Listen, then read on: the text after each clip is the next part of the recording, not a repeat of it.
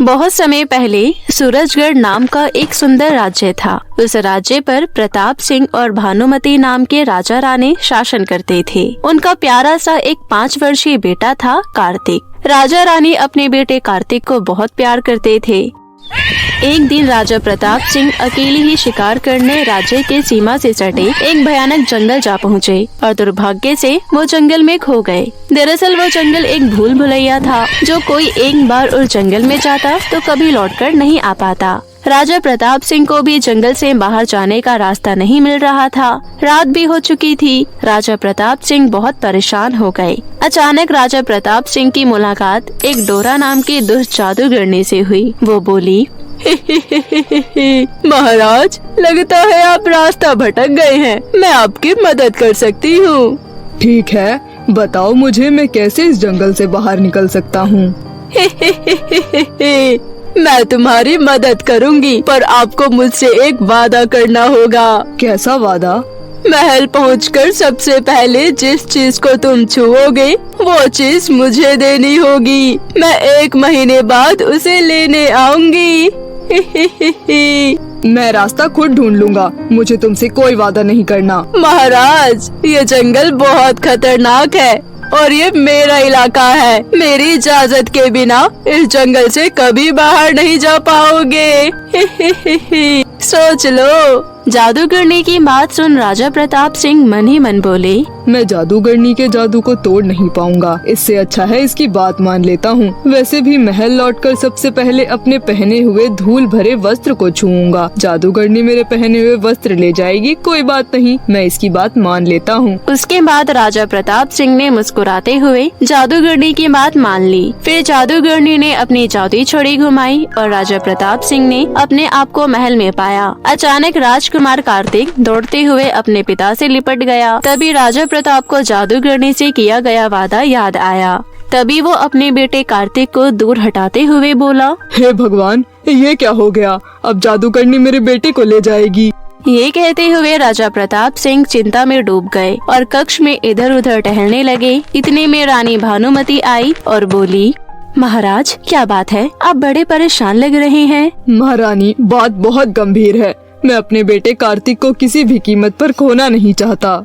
ये कहते हुए राजा प्रताप सिंह ने अपनी पत्नी भानुमति को सारी बात विस्तार से बताया। रानी भानुमति भी चिंता में पड़ गई। फिर दोनों मिलकर इस समस्या का समाधान सोचने लगे। फिर राजा रानी मिलकर अपनी एक भरोसेमंद दासी जानकी के पास गए। जानकी की भी अंतरा नाम की 5 वर्षीय बेटी थी। उन्होंने जानकी की बेटी अंतरा को अपने बेटे कार्तिक से बदलने का फैसला किया। दासी जानकी भी इस बात से सहमत थी।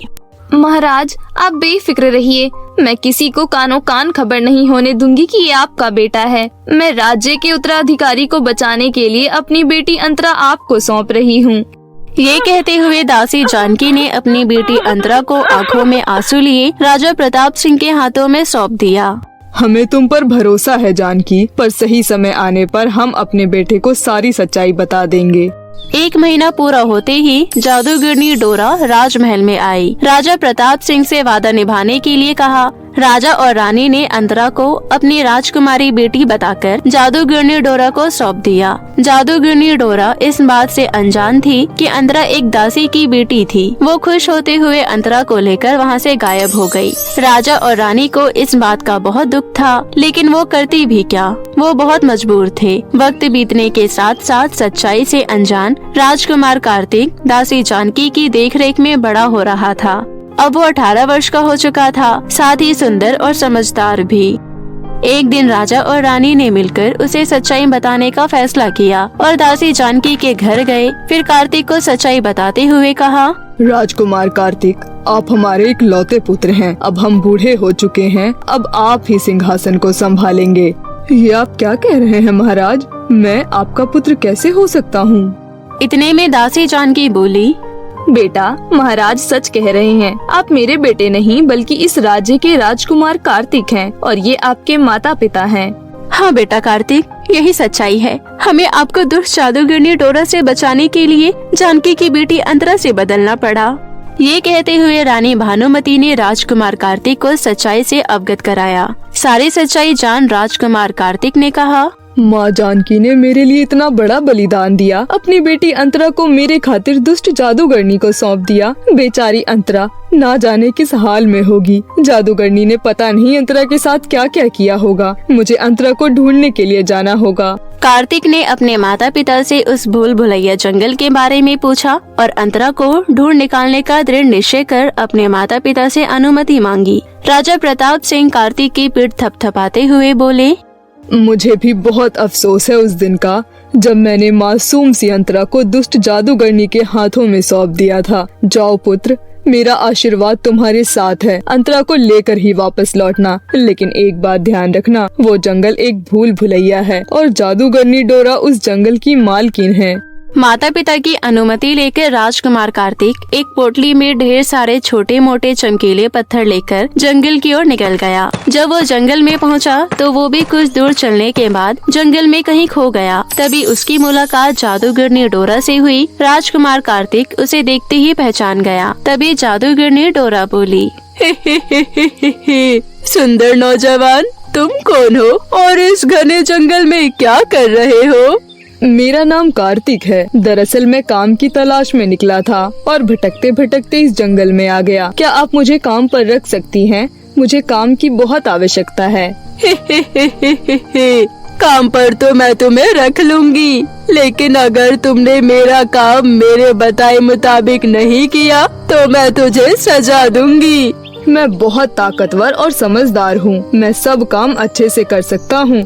ये सुनकर जादूगरनी डोरा मन ही मन हंसते हुए बोली, कितना मूर्ख लड़का है, इसे ये नहीं पता कि मैं एक जादूगरनी हूँ और इसके साथ कुछ भी कर सकती हूँ। आप कहाँ खो गयी? कृपया कर मुझे काम पर रख लो। ठीक है, चलो मेरे साथ, लेकिन मेरी बात याद रखना, मैं तुम्हें जैसा बोलूँगी तुम्हें वैसा ही करना पड़ेगा और जब तक मैं तुमसे कुछ पूछूं ना तब तक तुम अपना मुंह नहीं खोलोगे, समझे? राजकुमार कार्तिक ने सहमति से अपना सिर हिलाया और चुपचाप जादूगरनी डोरा के पीछे पीछे चलने लगा। जादूगरनी डोरा मन ही मन बहुत खुश थी, लेकिन उसे ये नहीं पता था कि कार्तिक रास्ते को याद रखने के लिए चुपके से अपनी पोटली से चमकीले पत्थर जमीन पर गिराते हुए चल रहा था। कुछ दूर चलने के बाद जादूगरनी डोरा कार्तिक को एक बड़ी चट्टान के पास ले गई और मन ही मन कुछ मंत्र पढ़ने लगी। तभी अचानक चट्टान एक तरफ हो गई। ये देख कार्तिक दंग रह गया। चट्टान हटते ही एक सुरंग दिखाई दी। तभी जादूगरनी बोली, अब देख क्या रहे हो, मेरे पीछे आओ। मेरी बात याद रखना, मेरे हर आदेशों का हर कीमत में पालन करना, वरना तुम मुश्किल में पड़ जाओगे। ये कहते हुए जादूगरनी राजकुमार कार्तिक को अंधेरी सुरंग के रास्ते लेकर गई। जब वो सुरंग के दूसरी ओर गए तभी घने जंगल में जादूगरनी डोरा के शानदार महल को देखकर कार्तिक आश्चर्यचकित रह गया। जादूगरनी कार्तिक को लेकर जब महल में दाखिल हुई तब वहाँ एक सुंदर लड़की जादूगरनी को देख झुझककर खड़ी हो गई। दरअसल वो लड़की कोई और नहीं बल्कि दासी की बेटी अंतरा थी। अंतरा को देख कार्तिक असमंजस में पड़ गया और मन ही मन बोला, क्या ये वही अंतरा है जिसकी तलाश में मैं यहाँ आया हूँ? तभी अंतरा ने खाने की टेबल पर जादूगरनी के लिए खाना परोसा। वहीं कार्तिक चुपचाप एक कोने में खड़े होकर अंतरा को देखता रहा। वो मन ही मन अंतरा की सादगी और खूबसूरती देख उस पर मोहित हो गया। जादूगरनी डोरा पेट भर खाना खाने के बाद अंतरा से बोली, सुन लड़की, अब तुम बचा हुआ खाना खा सकती हो। बेचारी अंतरा प्लेट में बचा हुआ खाना चुपचाप बैठकर खाने लगी। ये देख राजकुमार कार्तिक को बहुत दुख हुआ। तब जादूगरनी कार्तिक से बोली, सुन नौजवान, आज रात तुम आराम कर सकते हो, कल से काम पर लग जाना। ये लड़की तुम्हें सोने की जगह दिखाएगी। अंतरा राजकुमार कार्तिक को सोने के लिए एक कमरे में ले गई। तभी कार्तिक अंतरा से बात करने की कोशिश करने लगा। अचानक जादूगरनी डोरा की कदमों की आहट सुनकर अंतरा ने इशारे से कार्तिक को चुप रहने के लिए कहा और उदास होकर कमरे से बाहर चली गई। फिर अगली सुबह होते ही जादूगरनी डोरा ने कार्तिक से कहा, आज तुम्हें मेरे प्यारे घोड़े टार्जन को नहलाना होगा और पूरे अस्तबल को साफ करना होगा। अगर मेरे वापस आने से पहले तुमने ये दोनों काम पूरा नहीं किया तो सजा पाने के लिए तैयार रहना। इतना कहकर जादूगरनी अपनी जादुई झाड़ू में बैठकर बाहर चली गई। इतने में अंतरा कार्तिक के पास गई और बोली, सुनो, जादूगरनी ने तुम्हें क्या काम दिया है? जादूगरनी ने मुझे बस घोड़े टार्जन को नहलाने और अस्तबल को साफ करने के लिए कहा है। ये काम तो बहुत ही आसान है, मैं चुटकियों में कर दूंगा। ये काम बहुत ही मुश्किल है, तुम नहीं कर पाओगी, क्योंकि उसका घोड़ा बहुत ही अड़ियल है। वो तुम्हारी बात कभी नहीं मानेगा और न ही तुम्हें अस्तबल साफ करने देगा।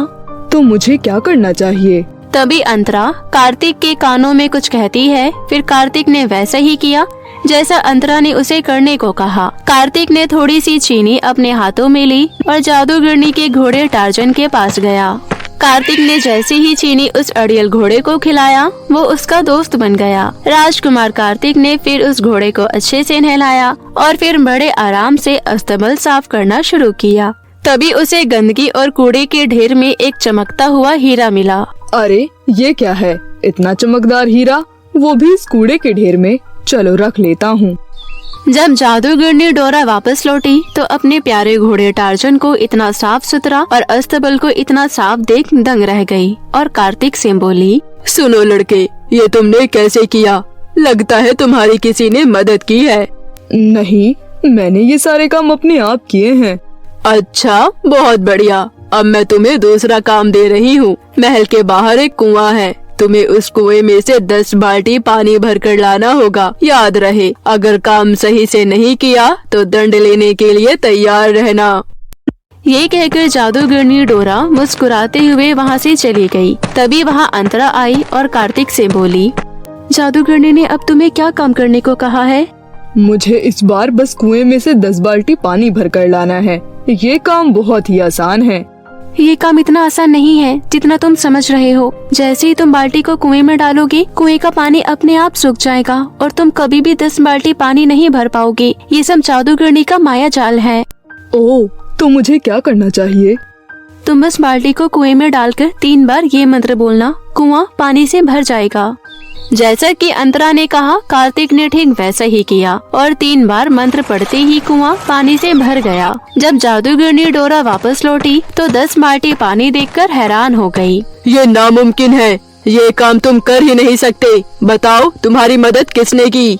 लेकिन कार्तिक ने कुछ नहीं कहा। तब जादूगरनी मन ही मन सोचने लगी, मुझे पक्का पता है कि इसकी मदद किसने की होगी। उस लड़की के सिवा और कोई हो ही नहीं सकता। आज इन दोनों की खैर नहीं। फिर वो मुस्कुराते हुए कार्तिक से बोली, मुझे पता है तुम्हारी मदद अंतरा ने की है। कोई बात नहीं, मैं तुम दोनों से बिल्कुल भी नाराज नहीं हूँ, बल्कि बहुत खुश हूँ। तुम दोनों एक साथ मेरे कमरे में आना, मैं तुम दोनों को इनाम देना चाहती हूँ। ये सुनते ही राजकुमार कार्तिक खुश होता हुआ अंतरा के पास गया और जादूगरनी डोरा की कही बात बताया। ये सुनते ही अंतरा घबराते हुए बोली, तुम्हें पता नहीं, जादूगरनी डोरा हमें इनाम नहीं बल्कि हमें दंड देगी। अगर ऐसी बात है तो हमें यहाँ से तुरंत भाग जाना चाहिए। चलो मेरे साथ। ये कहते हुए राजकुमार कार्तिक अंतरा को लेकर जादूगरनी डोरा के महल से भाग निकला। शुक्र है उन चमकीले पत्थरों का जो राजकुमार कार्तिक ने रास्ते में आते वक्त गिराए थे। उन्हें जंगल से बाहर निकलने का रास्ता मिल गया। काफी देर तक दोनों को अपने कमरे में ना आता देख जादूगरनी डोरा ने अपने जादुई गोले में देखा कि दोनों जंगल से भाग रहे हैं। वो तुरंत ही अपनी जादुई झाड़ू में बैठकर उनके पास जा पहुँची। मुझसे बचकर कहाँ भाग रहे थे तुम दोनों? अब मैं तुम दोनों को जिंदा नहीं छोड़ूंगी।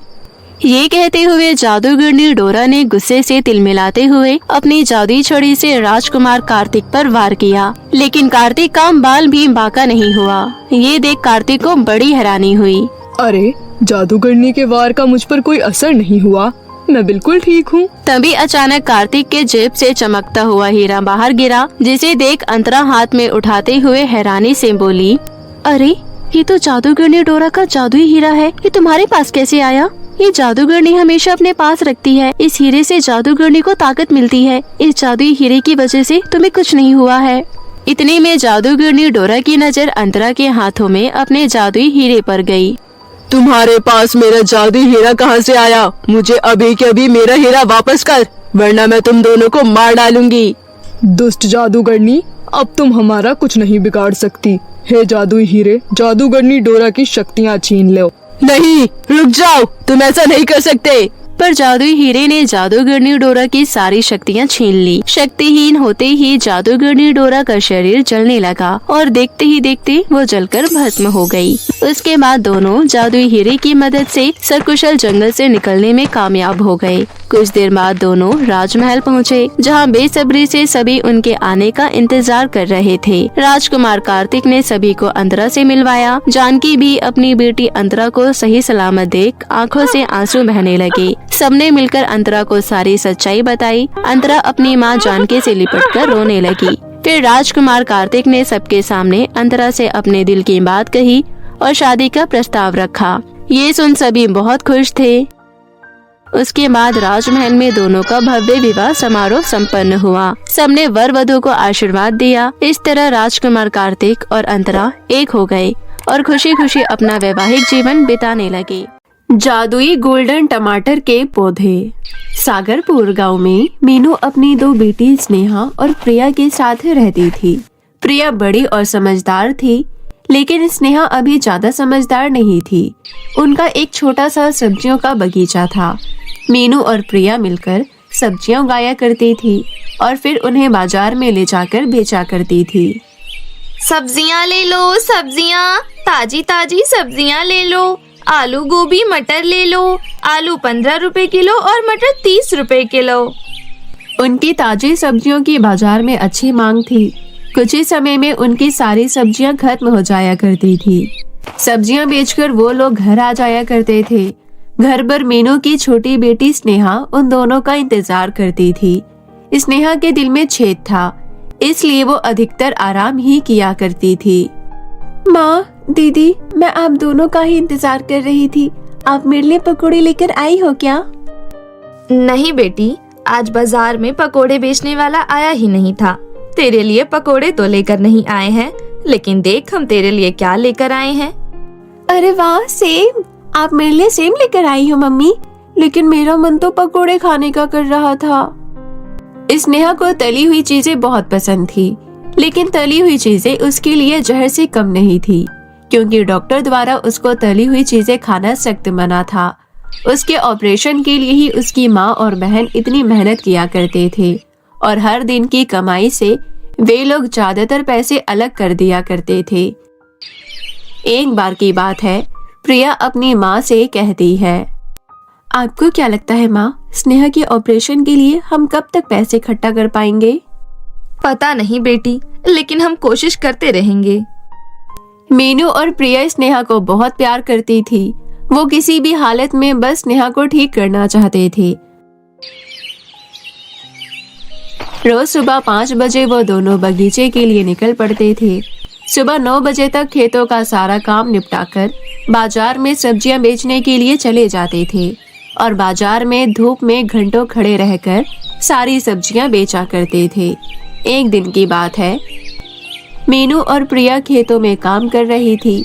तभी मीनू अपनी बेटी प्रिया से कहती है, प्रिया, आज सब्जियां बेचने तुम अकेले बाजार जा सकती हो क्या?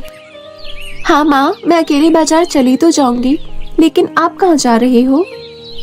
गर्मियाँ आ रही हैं बेटी, गर्मियों में टमाटर के दाम बहुत बढ़ जाते हैं, इसलिए मैं सोच रही हूँ कि क्यों ना मैं टमाटर के पौधे खरीद कर ले आऊँ। अभी से ही बाजार में टमाटर के दाम बहुत बढ़ रहे हैं। फिर तो आप जरूर जाइए माँ और टमाटर के पौधे लेकर आइए, क्योंकि हमें जल्दी से जल्दी स्नेहा के ऑपरेशन के लिए पैसे इकट्ठे करने हैं। उसके बाद प्रिया सारी सब्जियां लेकर बाजार के लिए निकल गई और मीनू टमाटर के पौधे खरीदने के लिए निकल जाती है। थोड़ी देर बाद मीनू एक पेड़ों के नर्सरी में पहुंची। जी कहिए, कौन सा पौधा चाहिए आपको? भैया, मुझे टमाटर के पौधे चाहिए। माफ करना बहन, लेकिन मेरे पास टमाटर का एक भी पौधा नहीं है। सारे पौधे बिक चुके हैं। अच्छा ठीक है, कोई बात नहीं।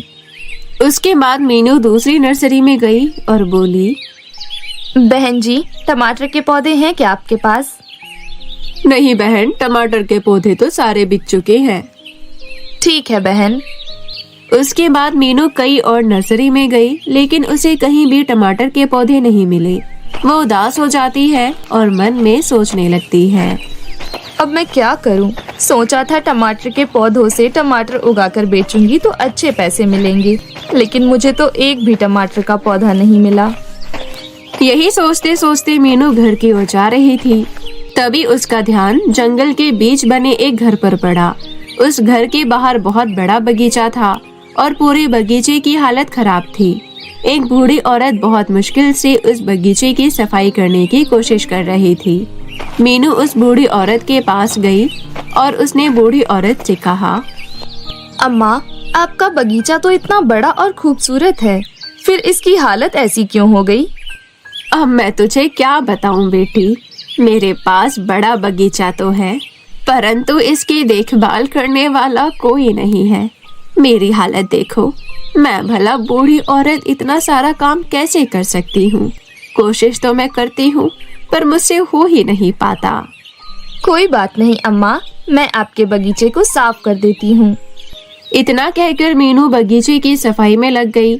उसने बगीचे से सारे जंगली पौधे काट दिए और उसने पूरे बगीचे की बहुत अच्छे से सफाई की। सारे पौधों को पानी भी डाला। देखो अम्मा, अब लग रहा है ना ये बगीचा बिल्कुल साफ सुथरा। हाँ बेटी, तेरे हाथों में तो जादू है। अम्मा, मेरा भी एक बगीचा है, मैं उसमें सब्जियां उगाती हूँ। हाँ अम्मा, अब मैं चलती हूँ, घर में बच्चे इंतजार कर रहे होंगे मेरा। अरे रुको तो बेटी, 1 मिनट रुको, मैं अभी आई। इतना कहकर बूढ़ी औरत घर के अंदर जाती है और अंदर से एक छोटी सी पोटली लेकर आती है। पोटली देखकर मीनू कहती है, ये क्या है अम्मा? बेटी, इसमें टमाटर के पौधों के बीज है।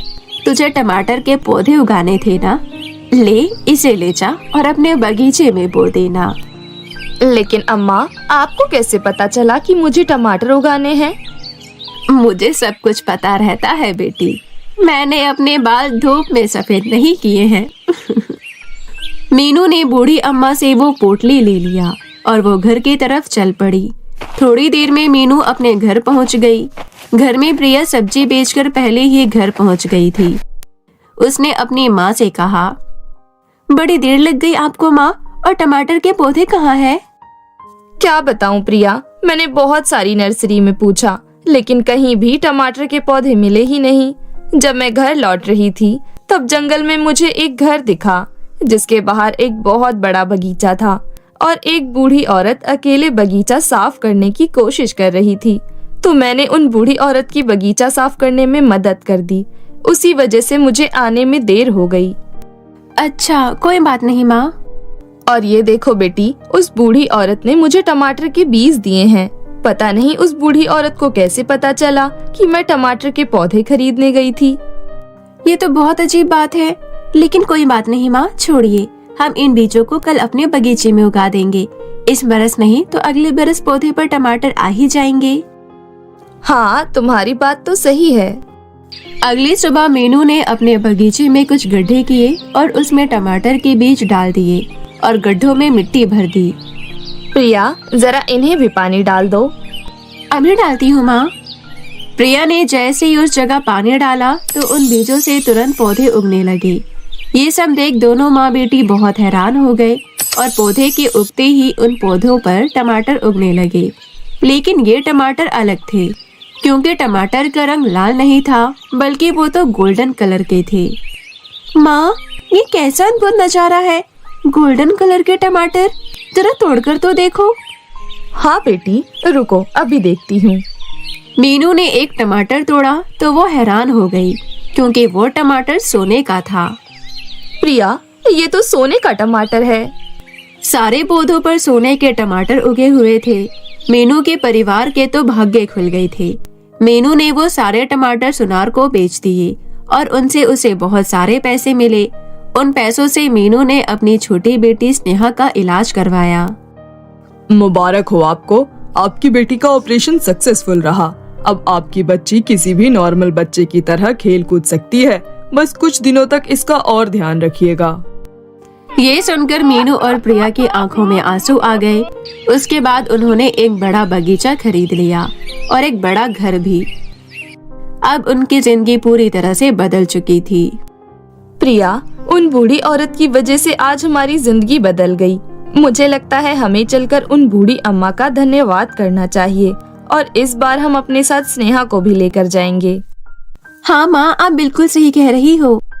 उसके बाद मीनू और उसकी दोनों बेटियां जंगल में गई, लेकिन वहाँ पर तो कोई घर ही नहीं था।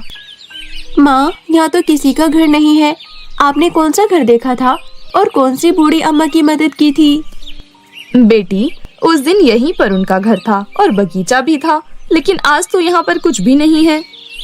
तभी वहाँ पर वो बूढ़ी अम्मा प्रकट होती है और कहती है, ये सब तुम्हारे साफ दिल का परिणाम है बेटी।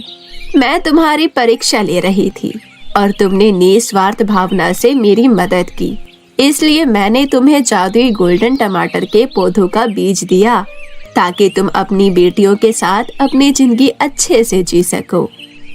आपका बहुत बहुत धन्यवाद अम्मा। आज आपकी वजह से मेरी बेटी बिल्कुल ठीक हो चुकी है। मैं आपका ये एहसान कभी नहीं भूलूंगी। तभी वो अम्मा वहाँ से गायब हो जाती है। वो लोग समझ जाते हैं कि उनकी मदद स्वयं फरिश्ते ने की है। वे तीनों आंख बंद करके बूढ़ी अम्मा का धन्यवाद करते हैं और अपना जीवन खुशी खुशी व्यतीत करने लगते हैं। किसी गांव में शांति और मोहन नाम के दो पति पत्नी रहते थे। वो दोनों एक दूसरे से बहुत प्यार करते थे। शांति के कोख में 3 महीने का बच्चा था। एक दिन मोहन शहर में काम से गया हुआ था। वो वापस नहीं आया।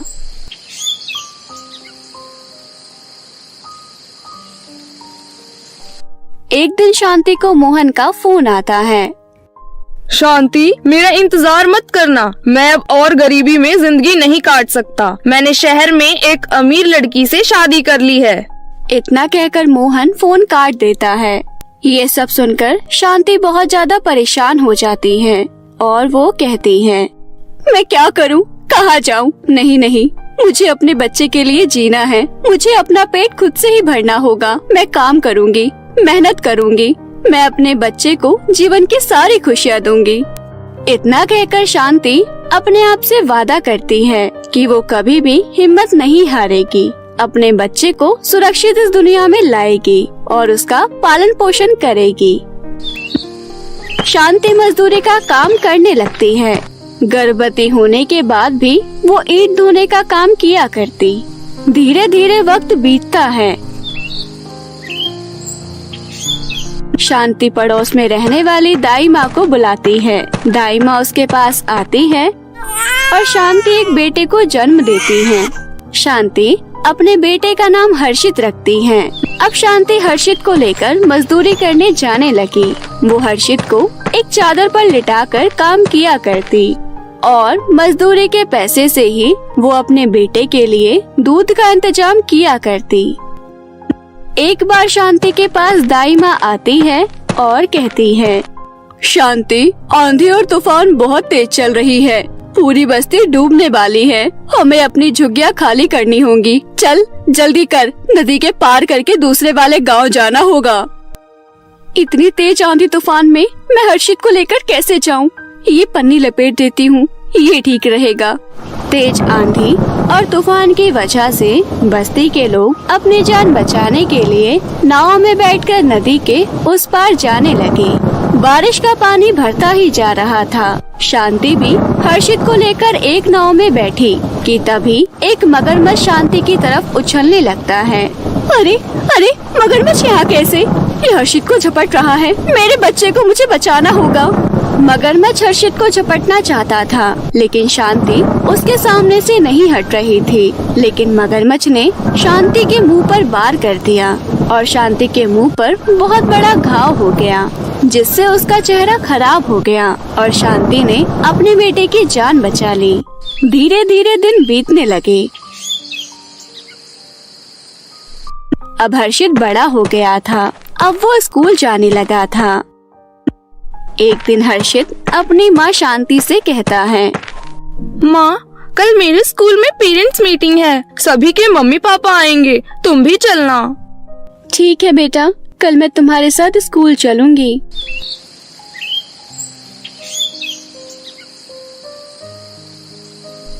अगले दिन शांति हर्षित के साथ उसके स्कूल जाती है।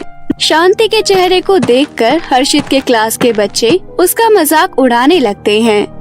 हर्षित, ये तेरी माँ है ना? इनका एक कान कहाँ गया? और चेहरा भी कितना गंदा लग रहा है। अरे अरे, ये चेहरा मत देखो, वरना रात को बहुत बुरे बुरे सपने आएंगे। हर्षित गुस्से में घर आ जाता है। क्या हुआ हर्षित, तुमने अपने टीचर से भी नहीं मिलवाया? ऐसे ही वापस आ गए? तो और क्या करता? तुम्हारा ये बदसूरत चेहरा देखकर सभी बच्चे मेरा मजाक उड़ा रहे थे। आप मेरी माँ नहीं होती तो अच्छा होता। इतना कहकर हर्षित गुस्से में वहाँ से चला जाता है। शांति ये सब सुनकर रोने लग जाती है। वक्त बीत जाता है।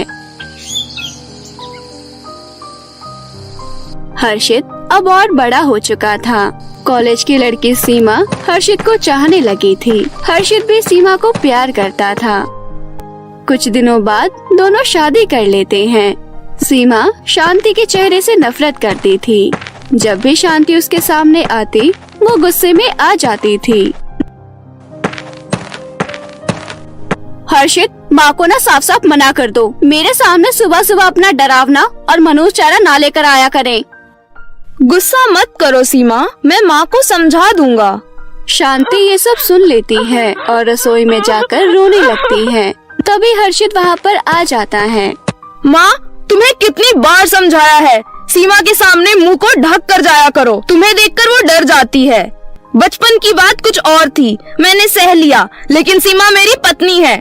उसे इस घर में तकलीफ होगी तो मैं उसे लेकर जिंदगी भर के लिए यहाँ से चला जाऊंगा। शांति दुखी होकर हर्षित की बातें सुनती रहती है और मन ही मन रोने लगती है। धीरे धीरे समय बीतता है। सीमा माँ बनने वाली होती है। सीमा का 9वां महीना चल रहा था। हर्षित को कंपनी के काम के लिए शहर से बाहर जाना होता है। वो सीमा से कहता है, सीमा, मुझे कंपनी के काम से 10 दिन के लिए शहर से बाहर जाना है। अपना और होने वाले बच्चे का ख्याल रखना। हर्षित, तुम 10 दिन के लिए जा रहे हो? यहाँ पर मैं तुम्हारी माँ के साथ कैसे रहूँगी? उनका चेहरा देखकर मुझे बहुत डर लगता है। तुम अपना जाना कैंसिल नहीं कर सकते क्या? और कितने दिन लगेंगे तुम्हें नया घर लेने में? मेरे से यहाँ पर अब और नहीं रहा जा रहा है। नहीं सीमा, ये मेरी नौकरी का सवाल है। अगर मैं नहीं गया तो मेरी नौकरी चली जाएगी। मेरा जाना जरूरी है। कुछ ही दिनों की तो बात है, जब मैं घर आ जाऊंगा तो हम कहीं और जाकर रह लेंगे और माँ को यहीं रहने देंगे। हर्षित, मैं चाहती हूँ कि हमारा बच्चा हॉस्पिटल से सीधा नए घर में ही जाए। शांति हर्षित के घर छोड़ने की बात सुनकर घबरा जाती है, पर उस वक्त वो हर्षित को कुछ नहीं कहती। हर्षित 10 दिनों के लिए शहर से बाहर जाता है। सीमा पीछे से एक दिन अपनी सहेली वर्षा को बुलाती है। अच्छा हुआ वर्षा जो तू आ गई, वरना मैं अपनी सास का चेहरा देखकर डर ही जाती। चल आजा अंदर, एसी में बैठते हैं। हर्षित को कहकर अपने कमरे में लगवा लिया था। ये तो तूने ठीक किया, थैंक गॉड। बाहर इतनी धूप थी, एसी में बैठकर थोड़ा अच्छा लग रहा है। शांति उन दोनों के लिए चाय बनाकर लाती है। सीमा, आंटी जी का चेहरा तो बहुत डरावना है। एक कान कटा हुआ है और बाकी सारा हिस्सा भी देखने लायक नहीं है। आखिर इनका चेहरा ऐसा क्यों है? पता नहीं यार। हर्षित बताते हैं कि जब से उन्होंने होश संभाला है, तब से उन्होंने अपनी माँ को ऐसे ही देखा है। मैंने तो हर्षित को कह दिया है, जब वो वापस आ जाएंगे तो हम दूसरे घर में रहेंगे। थोड़ी देर बाद वर्षा चली जाती है। रात में सीमा जब अपने कमरे में सो रही होती है, तभी एसी में आग लग जाती है। सीमा गहरी नींद में होती है, उसे होश नहीं होता। धीरे धीरे आग पर्दों तक बढ़ जाती है। आग जब फैलने लगती है, सीमा की नींद अचानक से खुल जाती है और वो बचाओ बचाओ चिल्लाने लग जाती है। अरे अरे बचाओ बचाओ, कोई तो बचाओ, माँ जी मुझे बचाओ। रुको बहू, मैं तुम्हें कुछ नहीं होने दूंगी। तुम और तुम्हारा होने वाला बच्चा मेरे हर्षित की जिम्मेदारी हो। मैं अभी आई। धीरे धीरे आग इतनी बढ़ जाती है कि कमरे के दरवाजे तक पहुंच जाती है। शांति एक कंबल ढूंढती है और किसी तरह सीमा को बाहर लाने की कोशिश करती है। बहुत ही मुश्किल से शांति सीमा को बचाकर बाहर निकल ही रही होती है कि जैसे ही वो सीमा को कमरे से बाहर करती है, तब तक शांति के कपड़े आग की चपेट में आ जाते हैं। बाहर खड़े हुए लोगों ने फायर ब्रिगेड को बुला दिया था, पर तब तक बहुत देर हो चुकी थी। बाहर खड़े हुए लोग कैसे न कैसे शांति को बचाकर हॉस्पिटल ले जाते हैं। उसी रात सीमा भी बेटे को जन्म देती है और शांति भी जली हुई हालत में थी। फिर भी शांति डॉक्टर से कहती है, डॉक्टर मेरी बहू कैसी है? वो बिल्कुल ठीक है, उन्होंने एक बेटे को जन्म दिया है। हर्षित को जब ये खबर मिलती है तो वो दौड़ा दौड़ा हॉस्पिटल में आ जाता है। सीमा, तुम ठीक तो हो ना? भगवान का लाख लाख शुक्र है तुम दोनों ठीक हो। हर्षित, अगर मैं आज जिंदा हूँ तो सिर्फ माँ जी की वजह से हूँ। आज उन्होंने ही मेरी जान बचाई है, लेकिन वो खुद आग का शिकार हो गई थी। डॉक्टर, मेरी माँ कहाँ पर है? इसके बाद डॉक्टर हर्षित को उसकी माँ के पास ले जाती है। मुझे माफ कर दीजिए माँ, मैंने हमेशा आपके साथ बहुत गलत व्यवहार किया है। हर्षित, तू तो मेरा बेटा है और एक माँ अपने बच्चे से गुस्सा कैसे रह सकती है बेटा? इसके बाद शांति हर्षित और सीमा को माफ कर देती है। थोड़े ही महीनों में शांति दवाई और गोली की मदद से बिल्कुल स्वस्थ हो जाती है और अपने बहू, बेटे और पोते के साथ हंसी खुशी रहने लगती है।